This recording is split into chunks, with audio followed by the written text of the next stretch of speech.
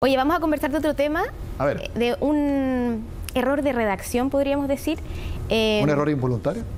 Que complicó a los exconvencionales estos últimos días, que apareció, digamos, que se generó en el artículo 116 y que se ha hecho un mea culpa por parte de algunos exconvencionales diciendo que efectivamente hay un error de redacción. Ahora, ¿cuáles son las consecuencias jurídicas? Según algunos son importantes, según otros no hay consecuencias jurídicas. Pero vamos a tratar de explicar por qué se genera este problema. A ver, Josefina, tú eres la experta de nuestro canal en la convención, así que tú eres la persona indicada para contarnos. Ya. Este es un artículo que habla de las causales para perder la nacionalidad chilena. Okay. ¿Ya? Tiene este encabezado, que lo voy a leer porque es importante. La nacionalidad chilena únicamente se pierde por las siguientes causales y solo si con ello la persona no queda en condición de apátrida. O sea, solo si con ello la persona no queda sin nacionalidad. Okay. Causal 1, renuncia voluntaria manifestada ante la autoridad. Ya, claro. Y aquí es donde está, podríamos decir, la confusión en el punto B, porque dice, cancelación de la carta de nacionalización, salvo que se haya obtenido por declaración falsa o por fraude. O sea, aquí están diciendo que podría no perderse la nacionalización si, por ejemplo, uno presenta una declaración falsa o lo hace de manera fraudulenta. Claro. Está claro, y no tiene ningún sentido, obviamente, porque sí, como una persona que hizo trampa, podríamos decir, tiene más protección que una persona que obtuvo su carta de nacionalización de manera legal y claro, como se debe. Por ejemplo, aquí podría decirse cancelación de la carta de nacionalización si la persona lo declara falsamente o por fraude. Eso. Claro. Ahora, el sentido, obviamente si es que uno lee esto de manera aislada se genera esa confusión. El sentido claramente no era ese. El sentido es decir que de partida no se pierde la nacionalidad como regla general si es que una persona va a quedar apátrida, ¿ya? Pero si es que aunque una persona fuera a quedar apátrida, si es que obtiene la carta de nacionalización por declaración falsa, la pierde. Ahí no se hace la excepción, por ejemplo. O sea, aunque vayas a quedar apátrida, si tú hiciste trampa para obtener la carta de nacionalización, bueno, vas a perder, digamos, vas a ser perjudicado. Ahora, esto no se va a aplicar a los niños, niñas y adolescentes. Ese sería el sentido de la norma, que sí, no se entiende bien en la redacción efectivamente. Ahora, Josefina, esto yo creo que cualquier persona que quiera leer la propuesta de Constitución no lo va a notar. Yo creo que esto lo nota alguien o algún equipo de estudio que esté pero detenidamente analizando cada uno de los puntos, porque una persona normal que se dé el tiempo de leer la nueva Constitución va a ir o directamente a los puntos que más le interesan, o si se da el tiempo de leerla entera, o sea, ¿cuántas páginas son? Se me olvida cómo quedó después de... Son 388 artículos permanentes. Ya, 388 artículos permanentes más los transitorios. Claro.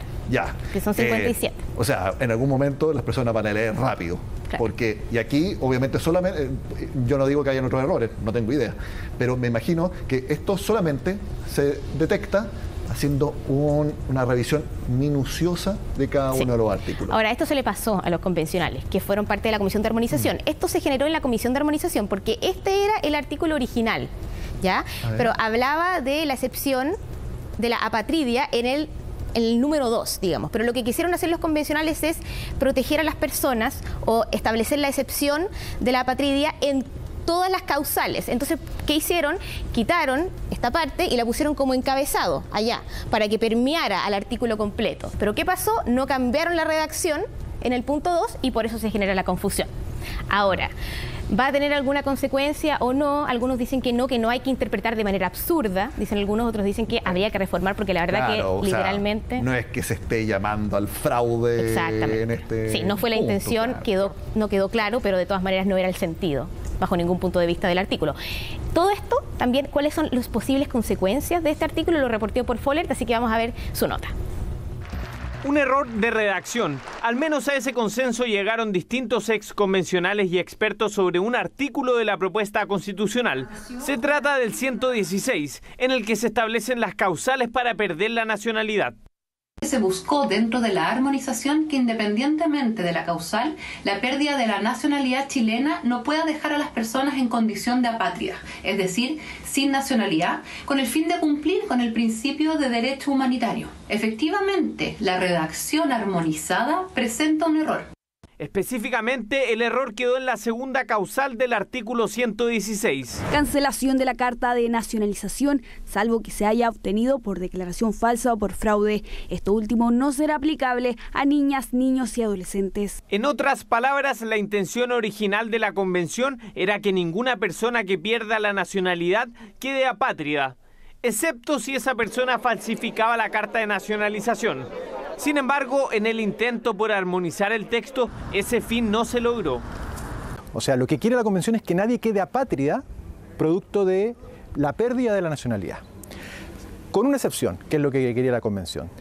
Si ese sujeto que pierde la nacionalidad por cancelación de la carta de nacionalización obtuvo esa carta por fraude o por declaración falsa, en ese caso sí se admite que quede apátrida. ¿Significa esto que una persona que falsifica su carta de nacionalización podrá de todas formas mantener la nacionalidad chilena? Es un error de redacción que no tiene consecuencias y no tiene ningún sentido.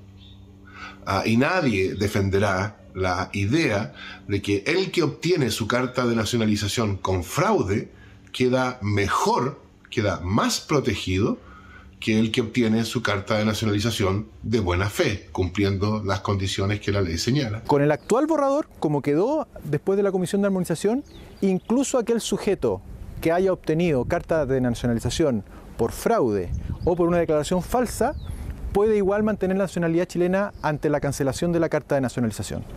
Quedó tan mal redactado que no se va a poder cumplir con el objetivo original que tenía la Convención. En la derecha advierten que no se pudo mejorar el error porque la propuesta se votó en bloque y además afirman que no fueron incluidos en las conversaciones que derivaron en la redacción de este artículo.